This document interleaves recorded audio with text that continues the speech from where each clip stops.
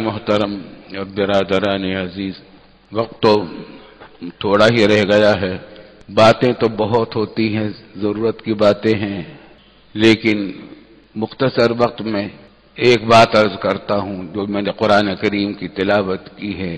سورہ بقرہ کی آیت ہے، یا ایھا الذین آمنوا ادخلوا فی السلم کافہ، اے ایمان والو تم اس سلم میں، امن میں یعنی اسلام میں داخل ہو جاؤ پورے کے پورے، ادھورے داخل نہ ہو، اسلام میں پورے داخل ہو جاؤ۔ ولا تتبعوا خطوات الشیطان، اور شیطان کے پیروی نہ کرو، شیطان کے نقش قدم پر نہ چلو، وہ تمہارا کھلا ہوا دشمن ہے۔ یہ جو فرمایا کہ مخاطب مومنین مسلمان، ہم یا ایھا الذین آمنوا، اے ایمان والو، مسلمانوں سے خطاب ہے، ان سے کہا جا رہا ہے کہ تم اسلام میں پورے داخل ہو جاؤ۔ ہم سمجھیں گے کہ ہم تو پہلے سے داخل ہیں اسلام میں، جبھی تو ہمیں مومنین کہہ کر خطاب کیا یا ایھا الذین آمنوا۔ بس توجہ اسی طرف دلائی ہے قرآن نے کہ اللہ نے تمہیں ایمان سے نوازا ہے، بڑی دولت ہے ایمان، اس دنیا میں اس سے بڑی دولت کوئی نہیں ہو سکتی جو دولت ایمان کی مل جاتی ہے کسی کو، کیونکہ آخرت کے جہنم کے عذاب سے ہمیشہ ہمیشہ کے لیے بچانے والی یہی چیز ہے۔ تو تمہیں بڑی دولت ایمان کی ملی ہوئی ہے، لیکن اس ایمان کے کچھ تقاضے ہیں، اس ایمان کو مکمل کرنا ہے، اور تاکہ اس کا پورا ثواب اور پورا فائدہ تمہیں دنیا اور آخرت میں دونوں میں ملے۔ وہ کیا ہے کہ اسلام میں پورے کے پورے داخل ہو جاؤ، ادھورے نہیں۔ یہ نہیں ہے کہ عبادتیں تو آپ نے کر لی، لیکن خرید و فروخت، معاملات، لین دین مسلمانوں والا نہ کیا، نہیں۔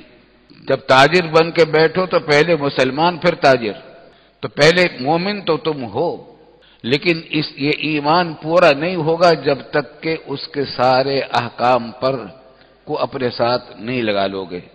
بھول چوک ہو جائے معافی مانگ لو، معاف ہو جاتا ہے، اس کی تلافی کے بھی طریقے اللہ نے رکھے ہیں، لیکن پورے کے پورے داخل ہو جاؤ۔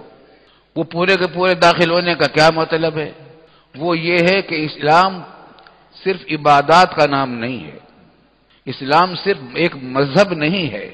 پورے قرآن کریم میں کہیں بھی اسلام کو مذہب نہیں کہا گیا، ریلیجس نہیں کہا گیا، احادیث میں کہیں بھی اسلام کو مذہب نہیں کہا گیا۔ قرآن نے اسلام کو دین کہا ہے، الیوم اکملت لکم دینکم واتممت علیکم نعمتی ورضیت لکم الاسلام دینا ومن یبتغی غیر الاسلام دینا فلن یقبل منہ۔ تو اسلام صرف مذہب نہیں ہے بلکہ دین ہے۔ فرق دونوں میں کیا ہے؟ دین میں اور اسلام میں فرق یہ ہے کہ دین نام ہے پوری زندگی کے نظام کا، پورے طرز زندگی کا، پورے زندگی کے طریقے کا، صبح سے لے کر رات تک ہماری زندگی کے جتنے کام ہیں، جتنے معاملات ہیں، وہ سب کے سب اسلام کے تابع ہوں، یہ ہے اسلام۔ اسلام نے صرف عبادتیں ہی نہیں سکھائی بلکہ ہمیں تجارت بھی سکھائی ہے۔ رسول اکرم صلی اللہ علیہ وسلم نے تجارت بھی کی ہے، مشارکت بھی کی، مضاربت بھی کی، مزدوری بھی کی، بکریاں بھی چرائیں، مسجد میں امامت بھی کی، تعلیم بھی کی، قرآن کریم کی تعلیم بھی ایسی کہ ایسے شاگرد پیدا کے تیار کر دیے کہ دنیا نے ایسے شاگرد نہیں دیکھے، اور حکومت بھی کی۔ تقریباً 12 لاکھ مربع میل کا علاقہ تھا جزیرہ نما عرب، جس میں تقریباً درجن بھر چھوٹی بڑی ریاستیں ہمارے ممالک ہیں، سعودی عرب بھی اس کا ایک حصہ ہے، یمن بھی اس کا حصہ ہے، کویت بھی اسی کا حصہ ہے، متحدہ امارات بھی اسی کا حصہ ہے۔ اس سارے علاقے پر حکومت کر گئے۔ رسول اللہ صلی اللہ علیہ وسلم نے ہمیں پورے طرز زندگی دیا ہے اور کر کے دکھایا کہ کس طرح ہوتا ہے۔ آپ شوہر بھی رہے، بیویوں کے شوہر بھی تھے، اولاد کے باپ بھی تھے، رشتہ دار بھی تھے، رشتہ کے چھوٹے بھی تھے، بڑے بھی تھے، ہر ایک کے ساتھ کیا برتاؤ ہے، کس طرح کرنا ہے، زندگی گزارنی ہے۔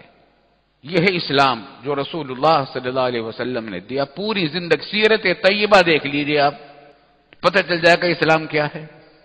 قرآن کریم نے فرمایا انک لعلی خلق عظیم، آپ کی عادتیں زبردست ہیں، عظیم الشان ہیں۔ اور قرآن کریم میں فرمایا گیا کہ رسول اللہ صلی اللہ علیہ وسلم کو نمونہ بنا کر تمہارے سامنے رکھا گیا، اس نمونے کو دیکھتے جاؤ، اپنی زندگی بناتے جاؤ۔ تو اس دین نام ہے پوری زندگی کے ایک دستور العمل کا، وے آف لائف جس کو انگریزی میں کہا جا سکتا ہے، زندگی کا ایک راستہ، اور زندگی کے راستے ہر طرف ہیں۔ انسان کو عبادت بھی کرنی ہے، تجارت بھی کرنی ہے، پیسے کمانے بھی ہیں، شادی بیاہ بھی کرنی ہے، حکومت و سیاست بھی مسلمانوں کو کرنی ہے، غلامی سے دوسری قوموں کے بچنے کے سے انتظامات بھی ہمیں کرنے ہیں، ساری دنیا کے کام ہمیں کرنے ہیں مسلمان کی حیثیت سے، برخلاف مذہب کے۔ مذہب صرف 3 چیزوں کا مجموعہ ہوتا ہے، کچھ عقائد ہوتے ہیں، کچھ ان کی عبادتیں ہوتی ہیں، اور کچھ اخلاقیات ہوتی ہیں کہ بھئی دوسروں کے ساتھ برتاؤ اچھا کرو۔ لیکن تجارت کیسے کرو؟ مذہب سے خارج ہے۔ شادی بیاہ میں کیا کیا تمہیں پابندیاں رکھنی ہیں، میاں بیوی کے حقوق کس طرح ادا کرنے ہیں، ان کے مذہب سے خارج ہے۔ بلکہ نکاح کرنا بھی عیسائی مذہب میں تو کمال کے منافی ہے، وہ آدمی کامل ہی نہیں ہو سکتا جو شادی بیاہ کرے، اور تجارت بھی ان کے کامل ہونے سے نفی کرتی ہے، تجارت بھی ان کے مذہب سے خارج ہے، مزدوری بھی اس سے خارج ہے، سیاست بھی اس سے خارج ہے۔ تو مذہب نام ہے ان کے ہاں صرف کچھ عقائد جیسے کیسے بھی ہیں، اچھے برے، اور برے ہی ہوتے ہیں کافروں کے تو، اور کچھ عبادات، ان کی پوجا جس کی بھی وہ پوجا کرتے ہیں، اور کچھ اخلاقیات ہوتی ہیں کہ انسانوں کے ساتھ کس طرح برتاؤ کیا جائے، اچھا برتاؤ کریں، اور باقی زندگی کے تمام شعبے مذہب سے خارج ہیں۔ جبکہ اسلام کے سے کوئی حصہ اسلام سے خارج نہیں، دین اسلام سے خارج نہیں ہے، دین سے خارج نہیں، مذہب سے خارج ہوتے ہیں لیکن دین سے خارج نہیں ہے۔ تو ہمارا اسلام جو ہے وہ صرف مذہب نہیں ہے، مذہب بھی ہے لیکن مذہب اس کا ایک حصہ ہے، عقائد اس کا ایک حصہ ہیں، عبادات اس کا ایک حصہ ہیں، معاملات اخلاقی برتاؤ اس کے ساتھ کچھ حصہ ہے، لیکن پورا دین، پورا نظام زندگی نہیں ہے۔ رسول اللہ صلی اللہ علیہ وسلم نے صحابہ کرام کو کی جماعت تیار کی، اسلام سکھایا، یہ ہے اسلام، کیسی جماعت تیار کی، ایک ایک انسان ایسا نمونہ بنا دے۔ 23 سال کے اندر وہ انقلاب برپا کیا، کیا حالت تھی عرب کی، مشرکین عرب کسی کیسی جہالتوں میں مبتلا تھے، قتل و قتال میں، ایک دوسرے کے گردنیں مارنے میں، ان کی جنگیں کبھی ختم نہیں ہوتی تھی، اور معبودان باطلہ کی عبادت میں لگے ہوئے تھے، طرح طرح کی رسموں میں مبتلا تھے۔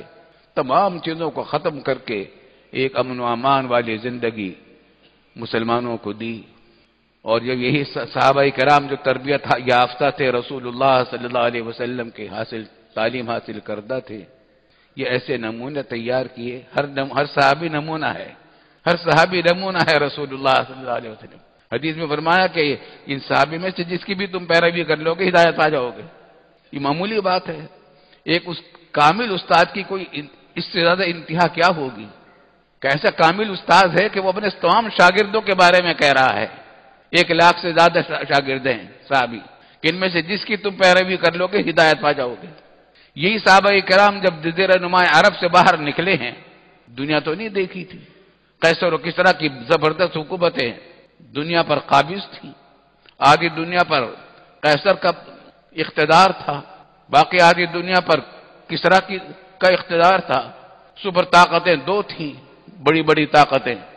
اسلام آیا، اسلام کے مقابلے پر یہ آئیں طاقتیں، انہی شاگردوں نے رسول اللہ صلی اللہ علیہ وسلم کے ایسا کام کیا۔ کسی نے بڑی عجیب بات کہی تھی، مجھے اچھی لگتی ہے بات، کہ رسول اللہ صلی اللہ علیہ وسلم کے صحابی جب جزیرہ نما عرب سے باہر نکلے تو اونٹوں کی مہاریں ان کے ہاتھوں میں تھیں، اونٹوں کی مہاریں ان کے ہاتھوں میں تھیں۔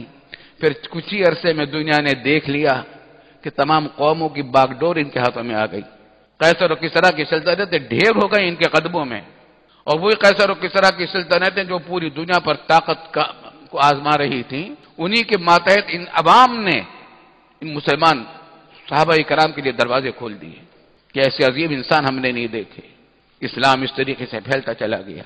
تو دین، اسلام نام ہے پورے دین کا، عبادات بھی، عقائد بھی ہمارے درست ہونے چاہیے، عبادتیں بھی ہماری درست ہونی چاہیے، معاملات 5 حصے ہیں دین کے بڑے بڑے: عقائد، ایمانیات، اللہ پر ایمان، رسول پر ایمان، کتابوں پر ایمان، یوم آخرت پر ایمان وغیرہ. معاملات: نماز، روزہ، حج، زکوٰۃ، عمرہ، نفلیں، تلاوت، دعا، یہ عبادات ہیں. معاملات: تجارت، ملازمت، مزدوری، حکومت، سیاست، اور انہی کے ضمن میں نکاح و طلاق کے مسائل میں گھریلو زندگی، خان کی زندگی ہے. معاشرت: مل جل کر کس طرح زندگی گزاریں. ہر انسان کو دوسرے انسانوں سے ہر وقت واسطہ رہتا ہے. ہم جب گھر میں ہوتے ہیں تو گھر والوں سے واسطہ ہے، مسجد میں آئے تو مسجد والوں سے واسطہ ہے، بازار میں گئے تو بازار والوں سے واسطہ ہے، اپنی دکان پہ گئے تو ماتحتوں سے گاہکوں سے واسطہ ہے، اب گاہک بن کر گئے تو دکانداروں سے واسطہ ہے، راستے میں ہیں، بس میں ہیں تو ہم سفروں سے واسطہ ہے، اپنی گاڑی پر چلا رہے ہیں تو دوسری گاڑیوں کے ساتھ واسطہ ہے آپ کا، دوسروں کے ساتھ کس طرح برتاؤ کرنا ہے. اسلام نے ان تمام چیزوں کے بارے میں آپ کو ایک ہدایت دے رکھی ہے کہ آپ کو اس طریقے سے گزارا کرنا ہے. یہ معاشرت ہے. ایک مل جل کر زندگی کیسے گزاریں، ایک دوسرے کے حقوق کس طرح ادا کریں، کیا کیا حقوق ہیں. اور آخری چیز پانچواں حصہ ہے اخلاقیات. دل کی اچھی عادتیں فضائل ہیں، بری عادتیں دل کی رذائل ہیں. تکبر برا ہے، تواضع اور انکساری پسندیدہ ہے. تو دل کو آدمی بری عادتوں سے بچائے، اچھی عادتوں سے آراستہ کرے. یہ 5واں حصہ ہے اخلاقیات کا. اس سے بغیر دین مکمل نہیں ہوتا. تو قرآن کریم نے فرمایا کہ پورے دین میں داخل ہو جاؤ. وقت ختم ہو رہا ہے. ایک ہم شاید پہلے بھی سنایا ہوگا واقعہ، سناتا رہتا ہوں، سبق آموز واقعہ ہے. ہمارے والد صاحب رحمۃ اللہ علیہ کے ایک استاد دوست تھے. مشرقی پاکستان جب تھا تو ان کا کاروبار ڈھاکہ اور چاٹگام میں بھی تھا، کراچی میں بھی تھا، آنا جانا رہتا تھا ہوائی جہاز سے. اور اس زمانے کئی گھنٹے کی فلائٹ ہوتی تھی.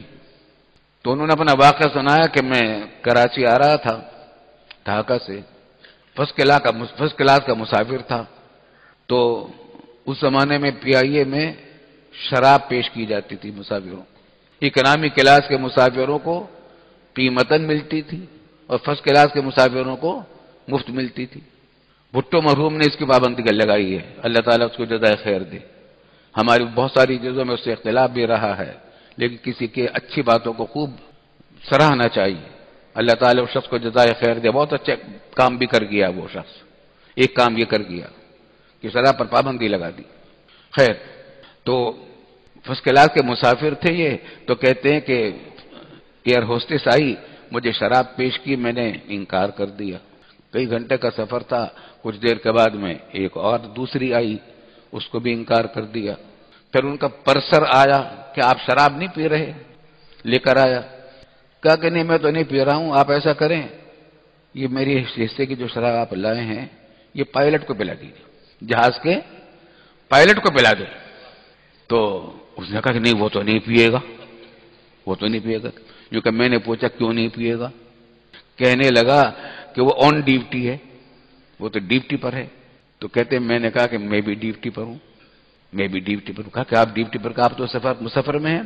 کہنے لگے میں مسلمان ہوں اور مسلمان جہاں ہوتا ہے ڈیوٹی پر ہوتا ہے. مسلمان جہاں ہوتا ہے ڈیوٹی پر ہوتا ہے. آج کا سبق یہی یاد رکھیے کہ ہم سب ڈیوٹی پر ہیں. یہ ڈیوٹی کا اجر و ثواب ہمیں آخرت میں جنت کی صورت میں ملنے والا ہے. عظیم الشان ثواب ہے. ساری تکلیفیں بھول جائیں گے، وہاں کی راحتیں اور خوشیوں کو میں مگن ہو کر انشاءاللہ. اللہ تعالیٰ ہمیں وہاں پہنچا دے، اس ڈیوٹی کو صحیح طریقے سے انجام دلوا دے. وآخر دعوانا